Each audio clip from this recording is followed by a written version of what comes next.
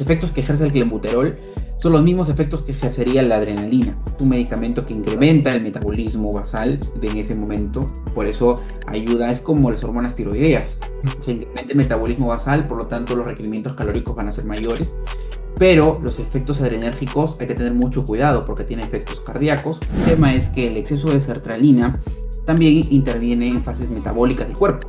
Por ejemplo, perdón, de serotonina, interviene en fases metabólicas del cuerpo como el aumento del apetito. Los medicamentos para poder perder peso no incluyen al clenbuterol, no incluyen a la metformina tampoco. El consumo de AINES lo que hace es antiinflamar, ¿no? Entonces el consumo crónico o dosis altas de AINES pues se ven involucradas en la recuperación porque son antiinflamatorios. Es por eso, entonces la metformina, pacientes que no son diabéticos ni nada, tiene un efecto saciador, sí, porque disminuye el apetito, ayuda con la disminución un poco del apetito, pero tiene más riesgos que beneficios. O sea, Bueno, este es el segundo capítulo del podcast Casa Anabólico, que el fin de esto es básicamente para conocer a más personas que realmente les aporten a ustedes, les aporten conocimiento ya sea a su vida diaria o para su salud, nutrición, entrenamiento, farmacología, etc. Y en esta oportunidad tenemos al doctor Rodrigo Palacios, que ya hace un tiempo me venía saliendo por TikTok la información que él daba, la divulgación sobre medicina, y fue muy interesante cómo lo explica. Yo cada vez que voy a un médico y me trata de explicar algo, no le entiendo nada. Entonces, él tiene una forma de poder hacerlo más amena para las demás personas. Y nada, gracias, Rodrigo, por aceptar la invitación. a ti por invitarme acá. Ya, sí. Bueno, con respecto a las preguntas, voy a separarlas por categorías, se podría decir, un poquito, por categorías. Y ahí usted me va a responder, ya si es necesario con términos técnicos, no hay problema, ya las Ah. personas lo van a entender. Y nada, a ver, ¿qué fue lo que le motivó o lo que te motivó a divulgar o hacer contenido sobre medicina en redes sociales? Bueno, es algo que yo ya he tenido en mente hace mucho tiempo en sí. O sea, desde hace mucho tiempo yo he tenido en mente abrir canal de YouTube, todo eso, porque yo desde que estaba en pregrado, cuando estaba aproximadamente quinto, sexto ciclo más o menos, yo Ujú, enseñaba a los ciclos menores en ujú, varias oportunidades. Entonces, yo siempre he tenido este tema de tratar de hacer más fácil las cosas como a mí me hubiera gustado que a mí me expliquen. Entonces, siempre traté de llegar a ese punto con la gente. Y en febrero de este año, o en marzo me parece, fue cuando me animé a hacer este contenido en TikTok, comenzando por las malas prácticas médicas que suelen haber, ¿no? Porque nosotros, los médicos, debemos aprender pues leyendo, ¿no? Y a veces, a veces algunos médicos aprenden copiando a otros médicos que hacen las cosas mal, ¿no? Por ejemplo, ven a un médico que hace algo y copian eso y creen que está bien, ¿no? O sea, las cosas se aprenden leyendo y con información científica clara. Entonces, yo empecé así con videos polémicos, se puede decir, sobre medicamentos que suelen darse, pero no se deben dar así. Y ahí es cuando empecé a ver esto y poco a poco fui cambiando. Luego fui respondiendo preguntas, luego ya no, ahora ya trato de explicar fisiología básica de todas las enfermedades y los datos puntuales de las enfermedades que, la verdad, para qué a la gente le gusta porque se sienten identificados, creo yo, con el tema de la explicación médica, que es lo que más nos dificulta a nosotros. Ok, bueno, se podría decir que es cómo se sintió usted cuando usted empezaba, bueno, cómo te sentiste cuando empezabas y ahora quieres dar a entender a las demás personas eh, para que no cometan los mismos errores que se ha venido cometiendo por otros doctores, otros médicos que siguen perpetuando ese tipo de prácticas, ¿verdad? Sí, efectivamente. ¿Y qué opinas del papel que debería tener un médico hoy en día frente a tanta información, mejor dicho, desinformación sobre la salud, quizás el fitness o los fármacos que se ve por redes sociales? Bueno, hay muchos médicos que crean contenido, muchísimos, Mm, muchísimos médicos, unos de ellos que yo seguía desde hace tiempo, ujú, antes de que yo me meta en esto, y se han hecho mis amigos justamente por el tema del contenido. Y así como hay médicos que crean buen contenido, también hay médicos como, a ver, alguien polémico, por ejemplo, el doctor Biter Biter. o Frank Suárez, por ejemplo, ¿no? Que mucha gente lo sigue. Entonces, hay muchas personas que lo siguen, muchísimas personas. Y la desinformación es, es algo muy fuerte, sí. O sea, la desinformación y por parte de un profesional que debería darte la correcta información, si te da pues mala información, pues, de qué estamos hablando, ¿no? Entonces hay médicos y médicos. Hay médicos que divulgan muy buena información, hay médicos que no divulgan buena información y hay médicos que también cuentas pequeñas que divulgan muy buena información y cuentas pues muy grandes que divulgan mala información también. Entonces estamos frente a todo eso y los pacientes siempre están a quién le creo, ¿no? Y la verdad que eso no hay algo que nos diga tienes que creerme a mí porque yo entonces es por eso que mi público mayormente no son pacientes, sino es población médica. O sea, todo mi contenido, todos los likes que dan, los compartidos, mayormente son estudiantes de medicina, médicos o especialistas, y son gente de ciencia que está ahí metida, no tanto pacientes, porque los que me siguen saben que lo que yo digo y lo que yo hablo es todo en base a todo estudios científicos y todo, ¿no? Entonces por ese lado. Entonces es peligrosa la mala información, específicamente de las grandes cuentas como Byter, por ejemplo, ¿no? Sí, sí, hay no solo doctores, o sea, lo más preocupante creo yo son los doctores, ¿no? Porque a veces incluso se ponen a discutir o a pelear con nutricionistas, por ejemplo, ¿no? Ah, sí, he visto eso. Sobre que hay un nutricionista que da una idea o divulga cierta información y el doctor no, ¿cómo vas a Sí, creer sí. esto? Que es así. Ya, sí, es mucho lo que se ve eso últimamente y creo que es una batalla Mm, que uno tiene que estar dándole la información a esas personas y como su contenido aún no necesariamente es para el paciente, quizás esas personas, no sé, se pueden sentir un poco, oye, ¿qué me está hablando con términos que no sí. entiendo nada?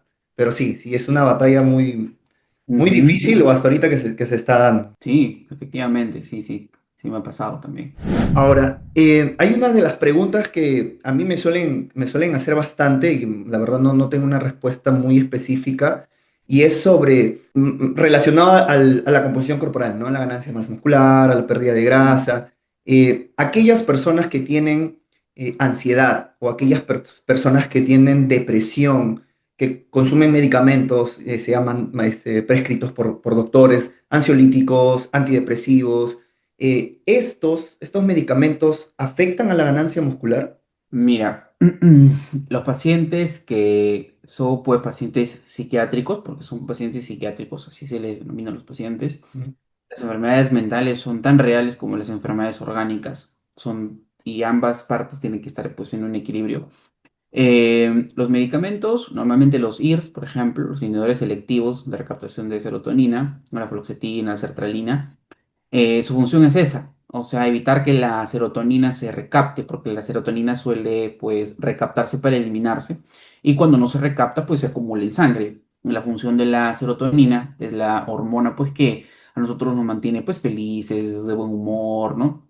Activos y con todo lo que viene con la felicidad, ¿no? Entonces, el tema es que el exceso de sertralina también interviene en fases metabólicas del cuerpo. Por ejemplo, perdón, de serotonina interviene en fases metabólicas del cuerpo como el aumento del apetito. Entonces, la serotonina es una hormona que pues aumenta el apetito y pues, esto puede ver beneficioso, se puede ver en los pacientes psiquiátricos que, por ejemplo, hacen esta tendencia a comer más, ¿no?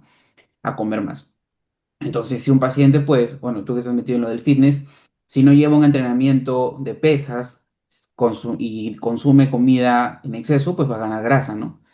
Entonces, eso es lo que ocurre con este tipo de medicamentos. Ah, Por otro lado están los ansiolíticos, ujú, ¿no? Los ansiolíticos tienen una vida corta, clonazepam, diazepam, ¿no? Esos, claro.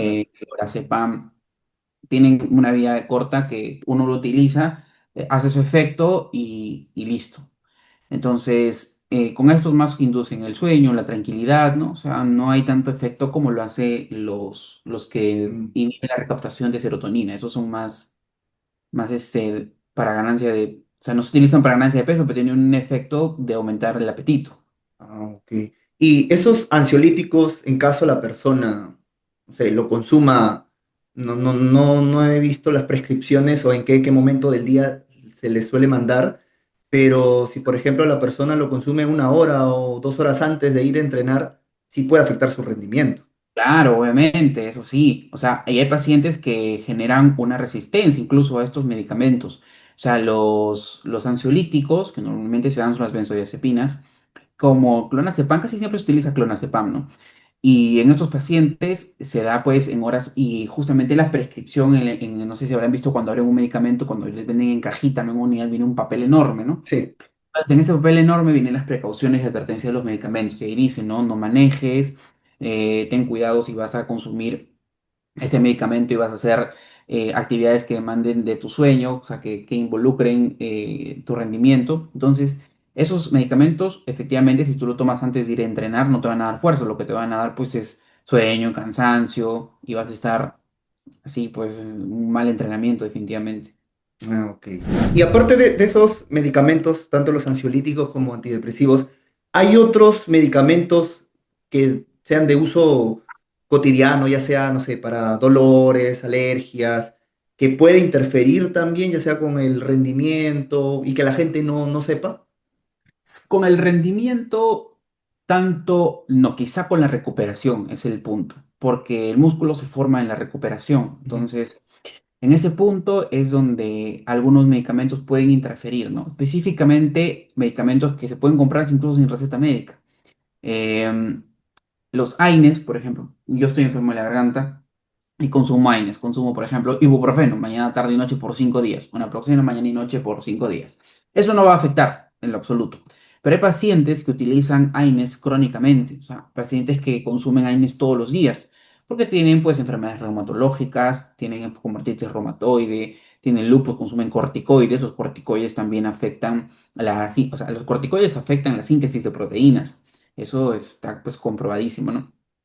Y el consumo de AINES lo que hace es antiinflamar, ¿no? Entonces el consumo crónico o dosis altas de AINES pues se ven involucradas en la recuperación porque son antiinflamatorios. Es por eso que incluso cuando hay lesiones, ¿no? Lesiones de tobillo, lesiones guinces, etcétera, no se recomienda el uso de AINES apenas ocurre la lesión, ¿no? Y este también es un error muy común de los médicos, que cuando un paciente, pues imaginemos, se doble el pie, se le hincha ese esguince, llega y que le dan antiinflamatorios. Pues eso está mal, ¿no? Porque los antiinflamatorios se tienen que iniciar a partir del tercer día. Y no es algo que inventé yo ni que escuché de BI, es algo que está documentado en la literatura. Y se tiene que comentar, y los médicos que son especialistas en rehabilitación y eso, ustedes pueden ver, hay bastantes médicos que divulgan ese tipo de información y también lo respaldan, ¿no? Porque ellos son especialistas en esto. Entonces, el consumo de AINES a larga data, de uso crónico o en dosis muy altas, pueden ver afectado la inflamación, que es el proceso principal de la ganancia muscular. Claro. Ah, o sea, cuando es uso crónico, pero cuando es por algo... No, no, no afecta absolutamente nada, ¿no? No significa que si yo tomo ahorita un ketorolaco va a afectar mi entrenamiento de hoy, no, eso no funciona así. Ah, ok, ok, ok. Entonces, bueno, había ese mito de que si el entrenamiento te dolía, por ejemplo, ¿no? Algunas personas que van al gimnasio y tienen un exceso de daño Ujú, muscular y les duele muchísimo los famosos DOOMS, ujú. algunas personas les recomiendan, algunos entrenadores les recomiendan a un antiinflamatorio. ¿Usted lo ve como que Claro, en o ese sea, momento contraproducente? lo que hace el antiinflamatorio es, como dice su nombre, evitar la inflamación, y la inflamación es un proceso clave para la recuperación muscular y donde se ve el crecimiento muscular. Y aparte, evita el que, porque eso pasa, sucede cuando uno inicia el gimnasio, ¿no? Cuando uno inicia el gimnasio, tiene esas agujetas que duran pues 3 días y tienes que volver a entrenar el mismo Sí. músculo y tienes que ir con ese dolor a entrenarlo igual. Y así sucede, o también cuando entrenas muy fuerte, ¿no? Ujú. Ya cuando cambias tus pesos, etcétera, ahí también sucede eso. Ahora, el tema es que los antiinflamatorios no verían un efecto a ese nivel, ¿no?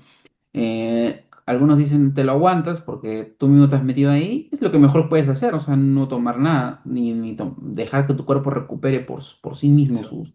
Ahora ya saben que no deberían hacerlo y para las personas que tienen un uso prolongado de estos medicamentos, no va a haber una relación que no le va a ser favorable para esas personas. Y en temas de, así, medicamentos, en caso de los anticonceptivos orales que se les da a las mujeres, ¿no? Para cuidarse, no sé si quizás estoy mal, que puede ser como yo lo relaciono como una terapia de reemplazo de testosterona para un joven, porque si bien esta terapia de reemplazo de testosterona se le da a personas, o bueno, le están dando a personas con hipogonadismo, darle a alguien que es joven, un muchacho de 20 años, de 19 años, 18, no tendría sentido por un lado y por otro lado podría perjudicarle a largo plazo, ¿no? Si es que es un uso continuo. Lo mismo pasaría en caso de las mujeres al tomar estos anticonceptivos. No tanto porque los andrógenos, que es la testosterona justamente, la dihidrotestosterona y etcétera, no es equiparativo, o sea, no significa que el hombre es a testosterona como la mujer es a estrógeno. Entonces, la testosterona cumple una función en el hombre que también cumple en la mujer, porque la mujer también produce testosterona. Y los estrógenos hacen un efecto en la mujer más puntual que en los hombres, porque eh, el cuerpo está hecho para la reproducción, o sea, no es que suene machista, pero el cuerpo está hecho para la reproducción, el cuerpo femenino. Por eso que forman progesterona y estrógenos. Entonces la progesterona y estrógenos más se ven en la preparación del útero para que pueda pues formar a un bebé, ¿no? Bueno, engendrar ahí un bebé. El tema es que los estrógenos, como te comento, no es igual a testosterona, no es lo mismo los estrógenos que la testosterona. Es más, el consumo de estrógenos en las mujeres, por ejemplo, lo que hace es evitar el eje hipotalámico, el eje de FSH y LH, disminuye la producción de estrógenos endógenos de la mujer y también estos estrógenos compiten con testosterona porque suelen tener casi el mismo receptor. Entonces suele interferir en las acciones de la testosterona. E incluso cuando el cuerpo ve, por ejemplo, que me estoy metiendo estrógenos, estrógenos, estrógenos, el cuerpo dice, automáticamente se bloquean las hormonas que están ubicadas en el hipotálamo y el cuerpo forma una proteína, un exceso de proteína, de una proteína denominada, pues, es la globulina que ancladora de andrógenos, algo así. Y esta proteína lo que hace es captar la testosterona libre. Entonces disminuye la testosterona libre en sangre de las mujeres, ¿no? O sea, no hay estudios, o bueno, no he leído todos los estudios, pero que yo haya podido ver que afecten ganancias musculares. Todo lo que te comento es teórico, o sea, se queda en teoría. No suelen haber estudios a largo plazo de este tipo de cosas. Pero para las mujeres en tipo salud, o sea, no solo en la ganancia muscular, en la salud, si es que una chica lo utiliza desde los 20 hasta los 30 años, ¿tiene alguna Ah, consecuencia? claro, ahí sí hay riesgos, ¿no? O sea, ahí sí hay riesgos. Los anticonceptivos orales sí tienen riesgos. Por eso que los ginecólogos, por ejemplo, no le van a dar anticonceptivos orales por 10 años seguidos, ¿no? Le dan por etapas, te cambian el método y van cambiando los métodos. Porque el exceso de estrógenos, hay riesgo de trombosis. Eso es algo que es algo muy documentado. El riesgo de trombosis, si bien es mínimo, pero mientras más años se utilicen, hay más riesgo de trombosis. Y eso es fatal. Aparte, Mm. el cáncer de mama también es pues estrógeno dependiente, pero eso es algo muy aparte, ¿no? Y otra cosa también que las mujeres a veces no utilizan anticonceptivos orales por el hecho de que dice que le sube de peso, ¿no? No hay estudios tampoco que respalden eso. Si hay estudios, ojo, y todos rechazan eso. O sea, uno, o no encuentran significancia en eso, u otro dicen que no aumentan el peso, pero no hay estudios que digan que aumenta significativamente el exceso de grasa. Lo que sí generan es una retención de líquidos de aproximadamente 1 o 2 litros, pero esa retención se elimina porque el líquido es líquido, no es grasa. Ah, entonces es un mito eso de que no quiero ponerme anticonceptivos porque... Sí, efectivamente. O sea, no, los anticonceptivos no son aumentadores del peso ponderal de las personas. La mujer lo que sí puede dar es ganas de comer más, ¿no? Un poco más. Pero nosotros sabemos que la grasa que tenemos es porque todo entró por la boca. O sea, todo el alimento que entra dentro por ahí. Las pastillas no contienen calorías. Entonces, no es que las pastillas que yo consumo automáticamente aumenta el peso. No, no funciona así. Ah, qué interesante. En la vida no funciona, no entra así, no encaja. Oh, qué interesante, es algo muy bueno, no lo sabía. Y ahora, algo que, no sé, de repente habrá visto usted bastante por ahí, el tema del consumo del clenbuterol, que lo están ahora consumiendo en gran cantidad, mucha población. Una de las dudas que siempre tienen, ¿no? Es, ¿por qué causa esos temblores en la mano, en el cuerpo? ¿Por qué causa este Sí. desastre enérgico? El clenbuterol es un medicamento antiguo, es un medicamento que todos los medicamentos que se utilizan en el fitness son medicamentos que se han creado para enfermedades. Ujú, Son medicamentos no creados específicamente para el fitness, son enfermedades, medicamentos que se han creado para enfermedades. ujú, El clenbuterol es, no sé si habrás escuchado los asmáticos que utilizan salbutamol, por ujú, ejemplo, ¿no? Entonces, son beta-adrenérgicos, son medicamentos beta-adrenérgicos, hay de corta duración y de larga duración. El salbutamol es de corta duración, que es un SABA. Hay otros, el formoterol, por ejemplo, que ya son de más larga duración. Pero el tema es que el clenbuterol, al ser un beta-adrenérgico, hace efectos adrenérgicos. ¿Y qué es adrenérgico? Adrenalina. O sea, básicamente son análogos de la epinefrina o de la adrenalina como nosotros lo conocemos, ¿no? Entonces, y también hay esta duda, ¿no? La diferencia entre adrenalina y epinefrina. Entonces, es básicamente lo mismo, solo que epi viene de encima, nefro viene de riñón, porque se forma en la glándula suprarrenal, por eso se llama epinefrina, y la ujú. noradrenalina, etcétera, ¿no? O sea, adrenalina o epinefrina, la misma vaina. La cosa es que los efectos que ejerce el clenbuterol son los mismos efectos que ejercería la adrenalina. Es un medicamento que incrementa el metabolismo basal en ese momento, por eso ayuda, es como las hormonas tiroideas. Se incrementa el metabolismo basal, por lo tanto los requerimientos calóricos van a ser mayores, pero los efectos adrenérgicos hay que tener mucho cuidado porque tiene efectos cardíacos y también, por ejemplo, la adrenalina genera los temblores. ¿Por qué? Porque el corazón, uno, late más rápido, otro, hay mayores espasmos musculares, porque son los efectos propios de la epinefrina en sí. La epinefrina per se ocasiona ese tipo de efectos, incluso a largo plazo. Mayor despolarización nerviosa, mayor contracción cardíaca, y si hay mayor contracción cardíaca, el corazón se refleja con hipertrofia cardíaca, y la hipertrofia cardíaca es la primera causa de paro cardíaco. Entonces, eso es con respecto al clenbuterol. El clenbuterol tiene ese efecto de aumentar el metabolismo basal, por eso a veces se utiliza como para hacer un déficit por ahí, quizá que las personas suelen utilizar el clenbu para eso, pero que son los efectos adversos, ¿no? Todo medicamento tiene esos efectos adversos, todos, todos, todos, todos.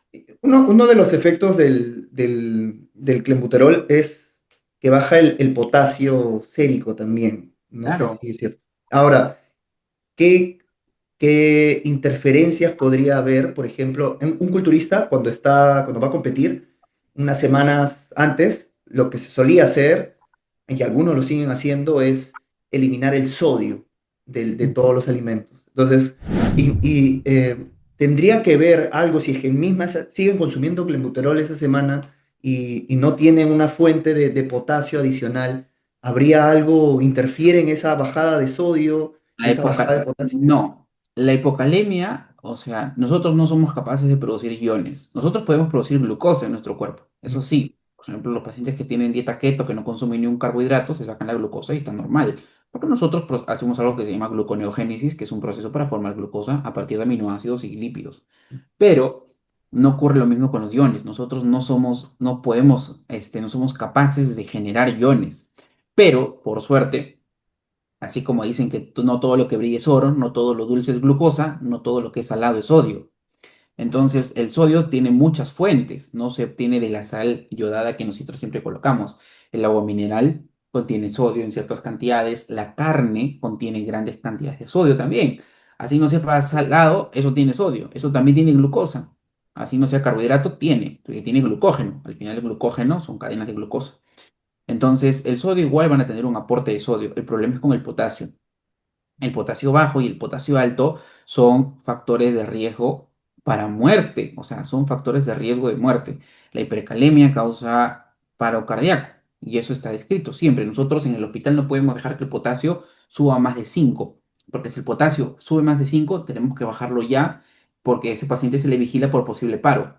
Definitivamente, eso es algo, el potasio sí es algo bien riesgoso, bien riesgoso. Em, y si bien el clenbuterol disminuye el potasio, no a todos tampoco les disminuye el potasio, ¿no? Eso No, también, eso también. no necesariamente baja el potasio el clenbuterol. No es que a todos les baje el potasio, ¿no? O Ah, sea, para que el clenbuterol como el salbutamol puedan bajar el potasio se necesitan dosis muy altas de este medicamento. ¿cuánto sería dosis muy altas, por ejemplo, del clenbuterol? O las dosis tóxicas que recomienda el mismo empaque, porque cada distribuidor pone ahí sus dosis. Ujú. No estoy al tanto de cuántas dosis introducen los culturistas de clenbuterol diaria para poder perder. No sé si una, no sé si dos, no sé si tres, o cada cuánto tiempo lo hacen ellos, pero a dosis altas sí puede generar hipocalemia, ¿no? Y la hipocalemia es gravísima. Hipocalemia es baja de potasio. Claro. Ah, ok, ok. Ya, y una persona normal, ya mencionó los efectos que puede ocasionar el clenbuterol.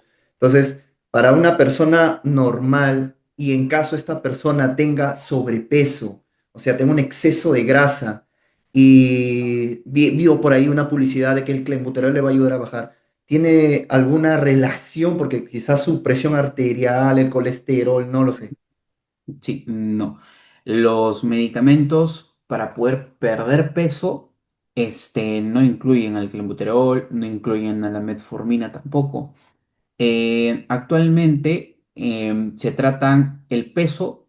El peso, nosotros sabemos que la obesidad pues es un exceso de adiposidad en el cuerpo, básicamente, ¿no? Y justamente este año salió la nueva guía, la guía de Lancet 2025, en donde se reformulan todos los conceptos de obesidad, ¿no? Donde el IMC ya pasó a un lado y ahora se tienen que hacer medidas corporales. Ahora ya la obesidad está en ese punto. Pero el tema es que la obesidad, por ejemplo, si una persona consume medicamentos para bajar de peso, baja de peso, deja los medicamentos, va a volver a subir de peso. No por un efecto rebote, sino porque la persona sigue con el pensamiento de una persona obesa. Y ese es el problema. O sea, por eso que hay cirugías fallidas, por eso que hay tratamientos médicos fallidos. Entonces, el tema en las personas para combatir la obesidad es cambiar el estilo de vida. Ese es lo único. Justamente hay algo que, repito siempre de un médico que también sigo, que menciona que los buenos, o sea, los buenos hábitos no se medican ni se operan, ¿no? O sea, eso hay que tenerlo bien en cuenta. Y después que hay medicamentos para bajar de peso, sí, pero se usan como coadyuvantes. Por ejemplo, yo soy una persona con diabetes y en vez de darme metformina, me dan un GPP-1, por ejemplo, la tirzepatide, ¿no? Que nosotros casi ni tenemos eso, o la o semaglutide, o liraglutide, que son medicamentos que disminuyen el apetito, disminuyen el peso y controlan la glucosa. O sea, como efecto ahí secundario me está bajando el peso. Y ahí sí se controla, ¿no?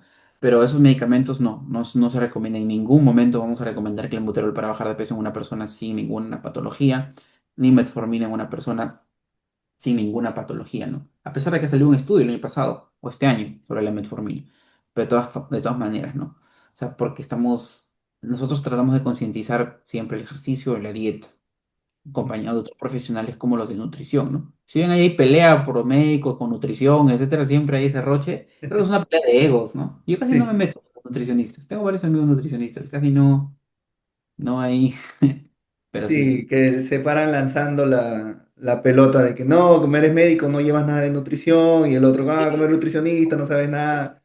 No, pero sí digamos nutrición, porque en los hospitales, por ejemplo, a los pacientes hospitalizados, tanto de la UCI, por ejemplo, bebitos recién nacidos que están en la UCI neonatal, o en la UCI pediátrica, pacientes que están hospitalizados en general, la dieta las prescriben los médicos y nutrición lleva la dieta prescrita. Entonces, no es que hagamos una interconsulta en nutrición, ven el nutricionista, vea y él le dé la dieta, no. Nosotros damos la dieta a los pacientes graves. Bueno, los especialistas, no los intensivistas, le dan la dieta a los pacientes que están en la UCI, a los que están gravísimos. Entonces, que no sepan nada de nutrición tampoco es, ¿no? O sea, ellos llevan nutrición y llevan bastante nutrición, así no parezca, sí llevan nutrición. Bueno, ese es una de las peleas que se paran tirando Y los pues, sí, médicos. sí.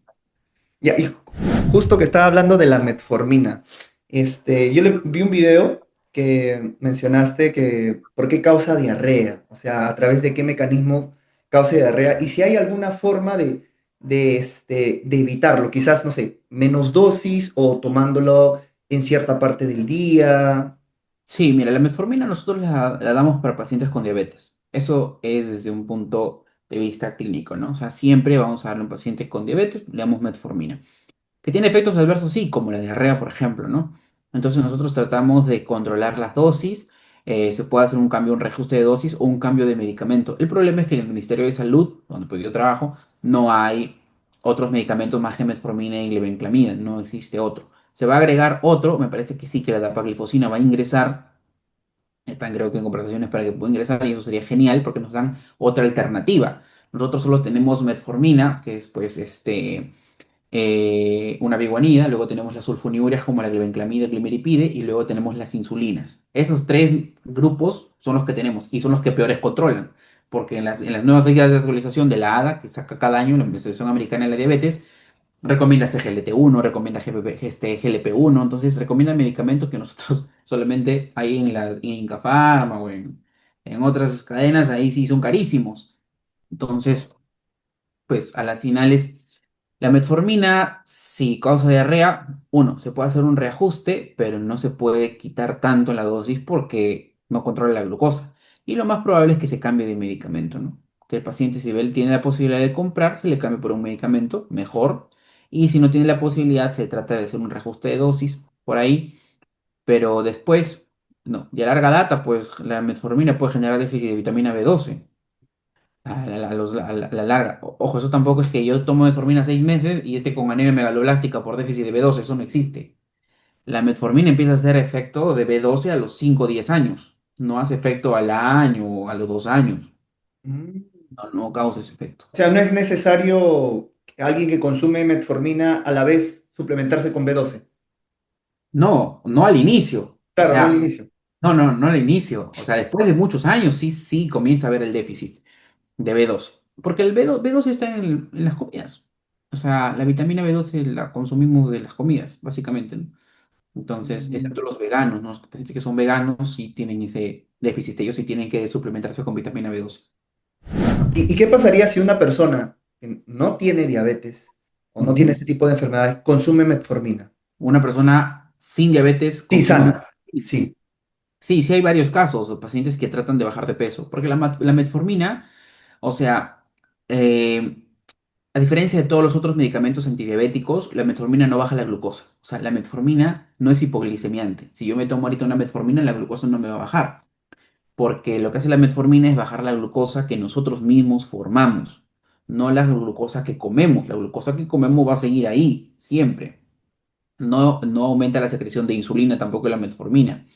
Entonces la metformina, pacientes que no son diabéticos ni nada, tiene un efecto saciador, sí, porque disminuye el apetito, ayuda con la disminución un poco del apetito, pero tiene más riesgos que beneficios. O sea, los riesgos de la metformina, como todo medicamento que tiene efectos secundarios esperados y adversos no esperados, termina con diarrea, con déficit de vitamina B12, con daño renal también. Los pacientes diabéticos con daño renal, ya la metformina X se va, se elimina.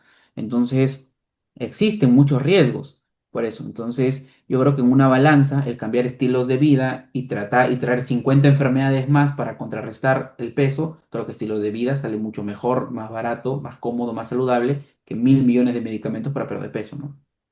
Eso es clave. Mm. Y en una persona, justo de ese ejemplo, ¿no? Que generalmente lo usan personas para bajar de peso, ¿no? O para controlar su peso. Y en personas que consumen más calorías, hay algunos protocolos que se le dan a culturistas que como consumen altas calorías, le meten metformina también. ¿Tendrá alguna relación?